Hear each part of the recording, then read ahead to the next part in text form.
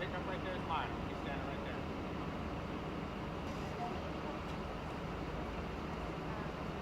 Yeah, the other lieutenant who I think actually went to the other end of the street.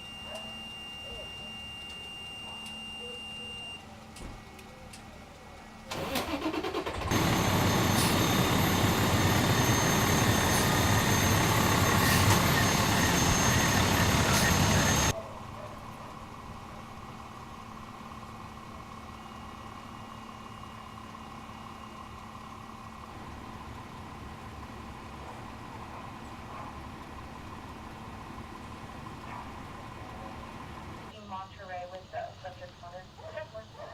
Where are you, 100 Lincoln? 312 in route to Mercy to meet at 113.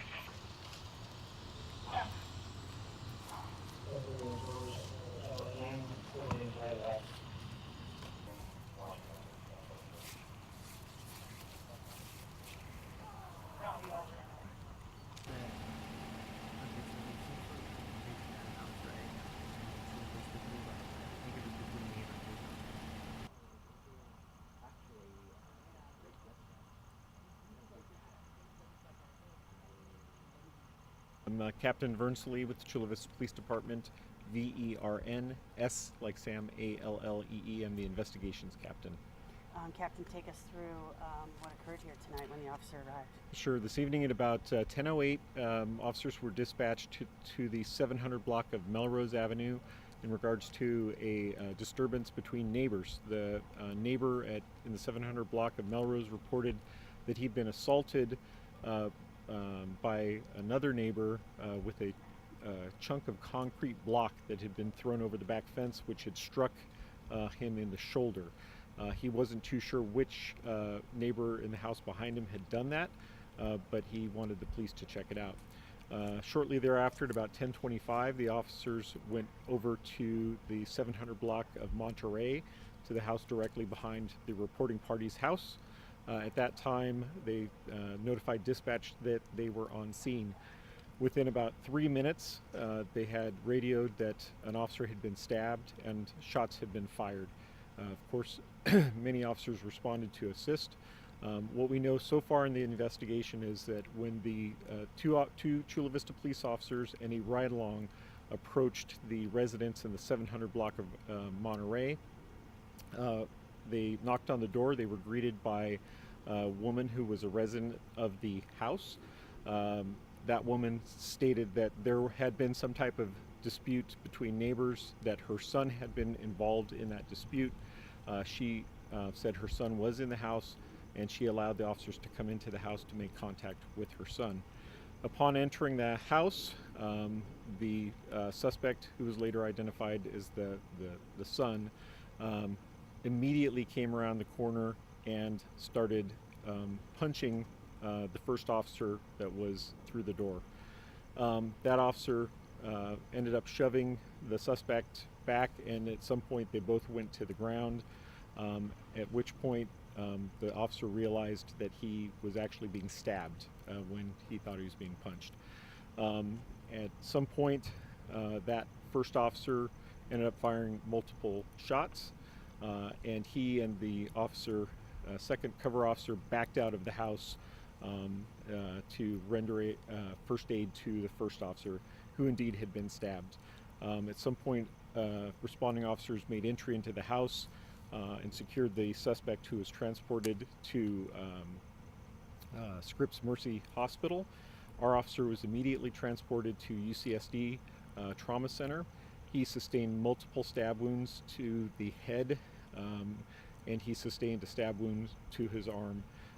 All of the stab wounds were serious, but he did not have to go into surgery. The officer has received stitches in all of the wounds and is now resting comfortably at UCSD and doing well, expected to fully recover. The suspect? We do not have word on the suspect right now. Do you know how many times he was shot? There were multiple shots fired. Do you know if he was struck multiple times? I do not know. There's been reports that CPR had to be performed on somebody. Right. Did this actually happen? There was radio traffic. The CPR was being performed, presumably on the suspect at some point in the ambulance. Who fired, how many officers fired at the suspect? One officer discharged his firearm. And that is the officer who sustained the stab wounds? Correct. So it went down that fast? Yes, it went down very fast. It was an immediate attack. As soon as the officer started toward the living room kitchen area where he'd been invited by the suspect's mother, he was immediately assaulted by the suspect and sustained injuries and then returned fire in self-defense. And so the suspect came around from a hallway, or what was kind of? I don't know the dynamics of inside the house, but suffice it to say the suspect came from an area that the officer wasn't expecting and had surprise on the officer. And how old is the suspect? And He's in his mid-20s. Will we be able to get names of the officer and the suspect? Probably tomorrow.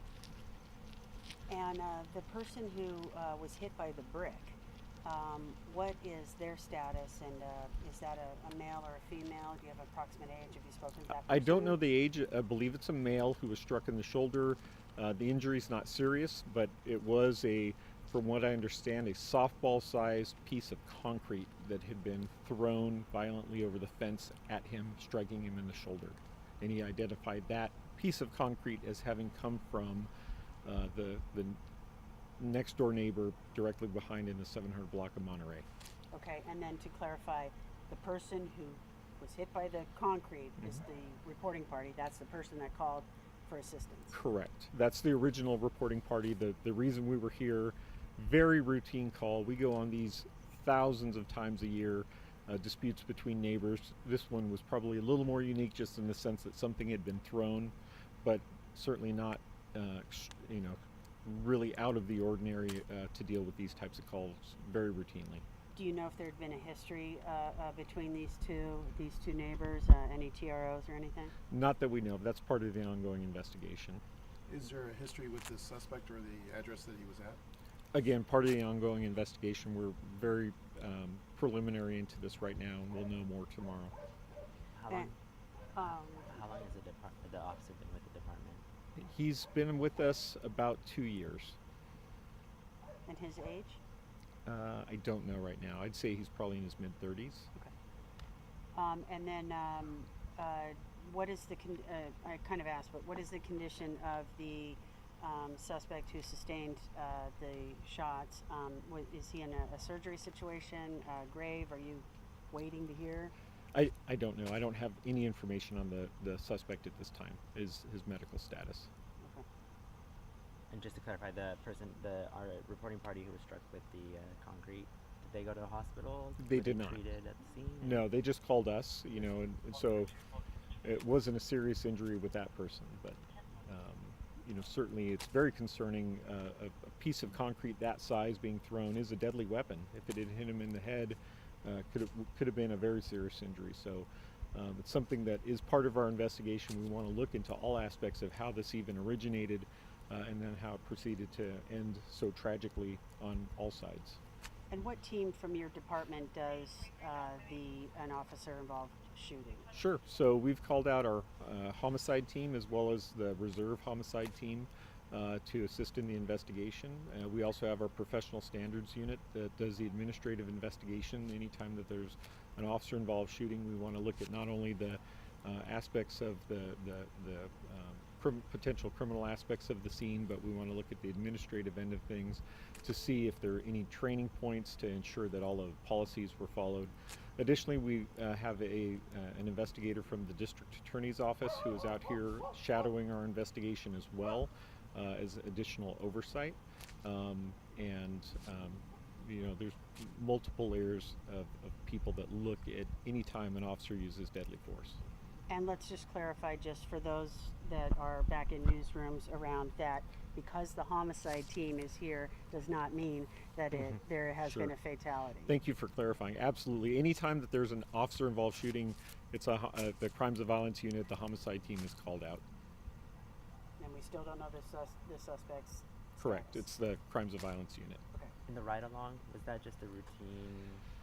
The ride-along was our volunteer department chaplain, and he rides at least 2 times a week with a variety of officers as part of our peer support and part of our officer wellness program. And you know, he's out here, you know, half his week with Chula Vista patrol officers, and thankfully he was here, you know, with us tonight to also provide support, and he's doing well also.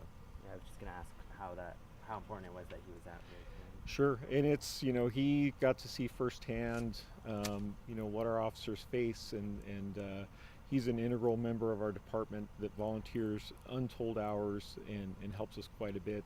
And now, you know, unfortunately, he was part of one of these traumatic incidents that he's always trying to help officers through, and now we get to work together as a team to make sure we all get through it as well. And to clarify a little bit, just lastly, part of the timeline there, from the time that the officer entered the home and was engaged by the suspect and then backed out to the time that they went in to deal with the suspect. Sure. And mom was still in the house at that point. So what was the timeline on that? Yeah, we're still looking into the timelines because, you know, first the officers backed out and they had an injured officer with, you know, potentially life-threatening injuries. At that point, they did not know the severity, and he was bleeding profusely, as most people do with any type of stab wound. So there was some time there, as well as you know, the response times for officers. Once they had the officer tended to, and enough officers on scene, they were able to make entry to get the mother out, and then also start rendering aid to the suspect. Okay. Did the mom give any statements as to what could have caused the son to become so violent? We don't know yet, so this is still part of the ongoing investigation. Our detectives need to speak with her still. And to clarify, that's that big blue house. Have you even been down there? I cannot It's a big I blue. cannot identify the house. Okay, okay. And do you have a guesstimate on how long the investigation's going to last? Is the street going to be closed off? So we're gonna collapse down the perimeter as much as we can when we have the opportunity to. I don't know the time estimate on that, but the crimes of violence investigators are going to be here throughout the evening.